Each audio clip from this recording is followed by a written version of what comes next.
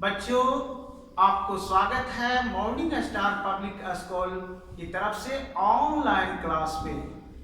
आज हम एक टॉपिक लाए हैं, लेसन नंबर 2, जिसका नाम है राम और सुग्रीव की मित्रता, जो रामायण से रिलेटेड है और यह किष्किंधा कांड से ली गई है। राम और सुग्रीव की मित्रता, राम और सुग्रीव की मित्रता, यह एक रहस्यमय टॉपिक है। बच्चों, आप लोग ध्यान से सुनेंगे। जैसा कि आप लोग जानते हैं कि लंका युद्ध में श्री राम की विजय हुई और उन्होंने अपने विजय का श्रेय अपने मित्र सुग्रीव को दिया था। वे सुग्रीव को सम्मान के साथ अयोध्या ले गए। सुग्रीव को अपना मित्र कहकर उन्होंने अयोध्या वासियों से उनका परिचय कराया। आदर सम्मान के साथ उसे अयोध्या में रखा और जब सुग्रीव किष्किंधा जाने लगा तब अपने हाथों से उसे आभूषण वस्त्रों से सजाकर सम्मानित किया। तो राम और सुग्रीव की ऐसी मित्रता थी। बच्चों, आपके क्लास में बताया जा रहा है, ऋषिमुख पर्वत से सुग्रीव ने देखा। किस पर्वत से? ऋषिमुख पर्वत से सुग्रीव ने देखा कि दो धनुर्धर वीर पर्वत की ओर चले आ रहे हैं। उसे शंका हुई, संदेह हुई कि कहीं बाली ने न तो नहीं भेजा। बाली उसका बड़ा भाई था। किसका बड़ा भाई था? सुग्रीव का, और उससे शत्रुता रहता था। बाली के भय से सुग्रीव ऋषिमुख पर्वत पर रहता था। मतंग ऋषि के श्राप के कारण बाली ऋषिमुख पर्वत पर नहीं आता था। किस ऋषि के श्राप के चलते? मतंग ऋषि के श्राप के चलते बाली ऋषिमुख पर्वत पर नहीं आता था। सुग्रीव ने हनुमान से पता लगाने के लिए कहा। किसने कहा? सुग्रीव ने किससे कहा? हनुमान से कहा। हनुमान की बुद्धि और उसके बल पर सुग्रीव को विश्वास था। सुग्रीव के कथनानुसार हनुमान ने वैसा ही किया। भेष बदलकर हनुमान जी राम लक्ष्मण के पास गए और उन्होंने आदर पूर्वक प्रणाम किया और रामचंद्र सिंह जी से पूछा कि आप इस जंगल में क्यों घूम रहे हैं? नर वेश में कोई देवता है या राजकुमार? अगर राजकुमार है तो मुनियों का भेष क्यों बना रखे हैं? मैं पवन पुत्र हनुमान हूं और पंपापुर के राजा बाली के छोटे भाई सुग्रीव का सेवक हूं। किसने कहा? हनुमान ने कहा। क्या कहा? कि मैं पवन पुत्र हनुमान हूं, सुग्रीव पंपापुर के राजा बाली के छोटे भाई सुग्रीव का सेवक हूं। सुग्रीव बड़े धर्मात्मा और बुद्धिमान हैं। उन्होंने मुझे यहाँ भेजा है। आपसे मिलकर उन्हें बड़ी प्रसन्नता होगी। हनुमान जी की बातें सुनकर लक्ष्मण बोले। हनुमान जी की बातें सुनकर कौन बोले? लक्ष्मण बोले, हे हनुमान, ये कौशल देश के राजा दशरथ के सबसे बड़े पुत्र श्री राम हैं। मैं उनका छोटा भाई लक्ष्मण हूँ। पिता के आज्ञा से हम 14 वर्ष के लिए जंगल में रहने के लिए निकले हैं। साथ में भाई श्री राम की धर्म पत्नी सीता जी भी थे। पंचवटी के आश्रम से कोई दुष्ट राक्षस उन्हें हरण करके ले गया है। हम दोनों भाई उन्हीं की खोज में हैं। कबंध ने सुग्रीव की प्रशंसा की। उनकी सहायता मिल जाए तो काम बने। हनुमान जी ने समझ लिया। किसने समझ लिया? हनुमान जी ने समझ लिया। क्या समझ लिया? कि श्री राम और सुग्रीव दोनों की दशा समान है। दोनों को एक दूसरे की मदद चाहिए, इसलिए दोनों में मित्रता हो सकती है। इसलिए श्री राम लक्ष्मण को लेकर हनुमान जी ऋषमुख पर्वत के शिखर पर जा पहुंचे। हनुमान जी ने सुग्रीव को श्री राम का सारा हाल बताया और श्री राम को सुग्रीव का। फिर अग्नि की साक्षी करके दोनों की मित्रता हनुमान जी ने कराई। अग्नि की साक्षी करके दोनों की मित्रता हनुमान जी ने कराई। श्री राम और सुग्रीव में बातें होने लगी। सुग्रीव ने सीता जी की खोज कराने का आश्वासन दिया और सीता जी के गहने की पोटली लाकर दिखाई। श्री राम ने तुरंत उसे पहचान लिया। आभूषणों को देखकर श्री राम शोक सागर में डूब गए। तब सुग्रीव ने उन्हें धीरज बंधाया और कहा, मित्र, मैं सब प्रकार से आपकी सहायता करूंगा। सीता जी अवश्य मिलेगी। विपत्ति में सहायता देने वाला ही सच्चा मित्र होता है। मित्रता करना सहज है, पर उसे निभाना कठिन है। श्री राम ने सुग्रीव से अपना हाल बताने के लिए कहा। सुग्रीव ने कहा, किष्किंधा का राजा बाली मेरा बड़ा भाई है। उसने मुझे राज्य से निकाल दिया है, मेरी स्त्री छीन ली है और मेरा वध करने की वह बराबर चेष्टा करता है। हनुमान, नल और नील मेरे सच्चे साथी हैं। घोर विपत्ति में भी उन्होंने मुझे कभी नहीं छोड़ा है। सुग्रीव की कहानी सुनकर श्री राम बोले कि मैं बाली को एक ही बाण से मार डालूंगा। तुम्हें तुम्हारी स्त्री मिलेगी और राज्य भी मिलेगा। फिर भी सुग्रीव को तनिक भी भरोसा नहीं हुआ। वह बोला, हे राम, बाली महाबलशाली है। सामने 7 खड़े ताड़ के वृक्षों को बाली एक साथ झकझोर कर पत्ता पत्ता गिरा देता है। जो पुरुष एक ही बाण से सभी वृक्षों को काट देगा, वही बाली वध में समर्थ हो सकता है। श्री राम ने एक दिव्य बाण द्वारा 7 वृक्षों को काट गिराया। सुग्रीव चकित रह गया और हाथ जोड़कर बोला कि आपके हाथों बाली अवश्य मारा जा सकता है। मुझे आपके बल पर भरोसा है प्रभु। श्री राम ने कहा, अब देर मत करो, चलकर बाली को युद्ध के लिए ललकारो। मैं पेड़ की ओट से छिपकर तुम्हारा युद्ध देखूंगा और अवसर पाते ही बाली पर बाण छोड़ दूंगा। युद्ध के लिए तैयार हो गया। सुग्रीव किष्किंधा नगरी पहुंचा और बाली को ललकारने लगा। सुग्रीव की ललकार देखकर बाली क्रोध से उसकी ओर झपटा। भयंकर मल्लयुद्ध होने लगा। बाली की मार खाकर सुग्रीव किसी तरह प्राण बचाकर भागा। बाली ने कुछ दूर तक पीछा किया, परंतु वह ऋषमुख पर्वत के निकट पहुंचा नहीं।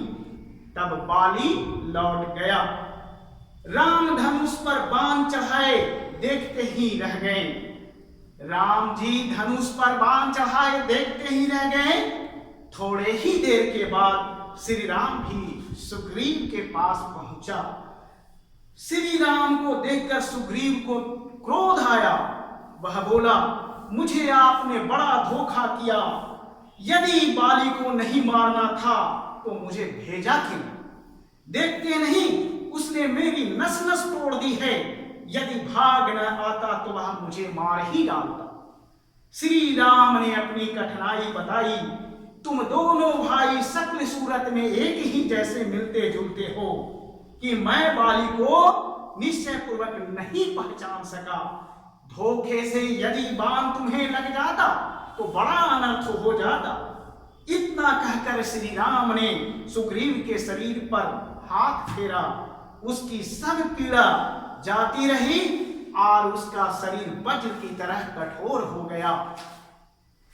श्री राम ने सुग्रीव के गले में नाग पुष्पी की लता माला पहना दी और उसने कहा कि अब फिर युद्ध के लिए जाओ। सुग्रीव तो बहुत डरा हुआ था, कारण था कि पहले बार वह युद्ध में पराजित होकर आया, मार खाकर आया, परंतु श्री राम के आश्वासन पर वह चला गया और नगर के द्वार पर पहुंचकर सिंह की भांति गरजने लगा और बाली को ललकारने लगा। बाली अंतःपुर में था। सुग्रीव की आवाज सुनकर वह पैर पटकता हुआ दौड़ा। बाली की स्त्री तारा, बाली की पत्नी तारा बड़ी बुद्धिमती थी। उसने सोची कि अभी अभी सुग्रीव हार कर भागा है, इतनी जल्दी फिर कैसे ललकार रहा है। जरूर कोई न कोई बलवान योद्धा उसके साथ, उसके पीछे है, इसलिए उसने बाली को जाने से रोकी। इसलिए तारा ने बाली को जाने से रोकी और कही, मैंने अंगद से सुना है कि अयोध्या के 2 वीर राजकुमार इधर आए हैं। कौन जाने सुग्रीव से उसकी मित्रता हो गई तो आप इस समय न जाएं। फिर सुग्रीव भी आपका छोटा भाई ही तो है, उसे युवराज बनाकर अपना लें। बाली ने तारा को डांट दिया और कहा, सुग्रीव भाई नहीं बैरी है मेरा, बैरी की ललकार मैं नहीं सह सकता। श्री राम अकारण मुझे क्यों मारेंगे? इतना वचन मैं तुझे भी देता हूं, इतना वचन तुझे मैं देता हूं तारा, कि मैं सुग्रीव को जान से नहीं मारूंगा, बस उसका अहंकार चूर करके छोड़ दूंगा। बाली ने झपट कर सुग्रीव को गुस्सा मारा। उसके मुंह से रक्त निकलने लगा, मुंह से खून बहने लगा, चपेटों की आवाज तड़ातड़ होने लगी। धीरे धीरे सुग्रीव का बल छीन होने लगा। सुग्रीव को व्याकुल देखकर श्री राम ने एक कठोर बाण बाली को लक्ष्य बनाकर छोड़ दिया। बाली का सीना फट गया और भूमि पर गिर पड़ा। बाली के गिरते ही सुग्रीव के सभी साथी प्रकट हो गए। बाली ने देखा कि सामने धनुष लिए श्री राम खड़े हैं। बाली ने उनसे प्रश्न किया, मैं बैरी सुग्रीव वही प्यारा, किस कारण मुझे नाथ ने मारा? मैंने आपका क्या बिगाड़ा है? प्रभु श्री राम जी, मैंने आपका क्या बिगाड़ा था? न तो मैंने आपका अपमान किया और न आपके राज पर चढ़ाई की। आपने यह अधर्म क्यों किया प्रभु? लड़ना ही था तो सामने आकर लड़ते। बाली पीड़ा से बेचैन था, इसलिए अधिक न बोल सका। श्री राम को बाली की बातों पर रोष आ गया। वे बोले, मेरा काम धर्म के अनुसार हुआ है। तुमने अपने छोटे भाई की पत्नी को उसके जीते जी अपने घर में रख लिया है। उसकी पत्नी तुम्हारे लिए बेटी की समान है और तुम्हें मारकर मैंने धर्म की रक्षा की है और मित्र की सहायता की है। तुम्हारे काम पशुओं जैसे हैं। पशु को आड़ से मारने में कोई पाप नहीं है, कोई दोष नहीं है। बाली ने श्री राम से हाथ जोड़कर कहा, क्षमा मांगी और कहा, मुझको स्त्री हरण का दंड मिल गया। मेरी पत्नी तारा अनाथ हो गई, मेरा इकलौता बेटा अंगद अनाथ हो गया। इन पर कृपा कीजिए प्रभु। श्री राम ने सुग्रीव के सामने ही बाली को आश्वासन दिया। तभी तारा भी रोती रोती आई और पति बाली से लिपटकर विलाप करने लगी। बाली ने एक बार आंख खोले और सुग्रीव को इशारा से अपने पास बुलाया और धीरे से कहा, सुग्रीव, अंगद के पिता अब तुम ही हो। तारा के सुख सम्मान का ख्याल रखना। इतना कहते ही उनकी आंखें अर्थात बाली की आंखें सदा के लिए बंद हो गई। भाई के बल पर उसको याद कर सुग्रीव भी रोने लगा। श्री राम ने तारा, सुग्रीव और अंगद सबको समझा बुझाकर धीरज बंधाया। सुग्रीव ने विधि पूर्वक बाली की अंत्येष्टि संस्कार की। श्री राम ने सुग्रीव से कहा, वानरराज, अब नगर में जाकर राज तिलक लगाओ और अंगद को अपना युवराज बनाओ। अब वर्षा ऋतु आ गई है, मैं प्रवर्षण पर्वत पर रहूंगा। वर्षा समाप्त होते ही आ जाओ और सीता की खोज में लग जाओ। सुग्रीव बोला, जैसी आपकी आज्ञा प्रभु, वैसा ही निश्चय करूंगा। मैं प्रतिज्ञा करता हूं कि वर्षा समाप्त होते ही वानर श्री सीता जी की खोज में लग जाएंगे।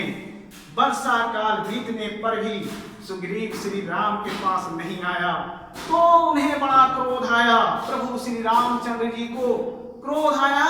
उन्होंने लक्ष्मण को उसके पास भेजा। कृष्णगंधा पहुंचकर लक्ष्मण ने धनुष की टंकार की तो सुग्रीव भयभीत हो गया। सुग्रीव ने अनुभव किया कि मित्र को दिया हुआ वचन भूलकर उसने बड़ा भारी अपराध कर दिया।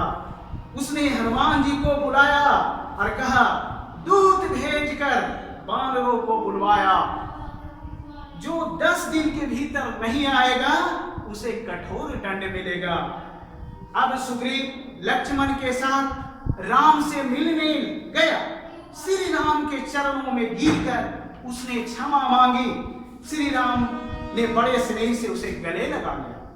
श्री राम और सुग्रीव में बातें हो रही थी कि वानर भालुओं की टोलियां आ पहुंची। सुग्रीव ने वानर दल को 4 भागों में बांट दिया और प्रत्येक दल को एक-एक दिशा में जाने का आदेश दिया। उसने हनुमान, नल, नील और चुने हुए वानरों को अंगद के नेतृत्व में दक्षिण की ओर भेजा। फिर उसने सभी दलों से कहा, वीरों, जैसे भी हो सके सीता जी का पता लगाओ। सीता जी का पता लगाओ। इस काम के लिए 1 महीने का समय दिया जा रहा है। दक्षिण की ओर गया वानरों का दल सीता जी का पता लगा दिया। हनुमान जी ने सीता जी का संदेश श्री राम को सुना दिया। सीता जी की दी हुई चूड़ामणि भी हनुमान जी ने श्री राम को दे दी। सीता जी की खोज कराकर सुग्रीव ने अपने मित्र के प्रति अपने कर्तव्य का पालन किया। श्री राम ने सुग्रीव से कहा, मित्र, अब देर न की जाए, अपनी सेना की रण यात्रा की आज्ञा दे। अपने मित्र के लिए सुग्रीव ने रावण जैसे महाबली शत्रु के विरुद्ध अपने सेना को युद्ध में उतार दिया। उसने समुद्र के ऊपर सेतु अर्थात पुल का निर्माण कराया। अपने वीर वानरों और भालुओं को लेकर उसने समुद्र पार करके लंका पर आक्रमण कर दिया। इस अभियान में श्री राम भी अपने मित्र का पूरा विश्वास करते रहे।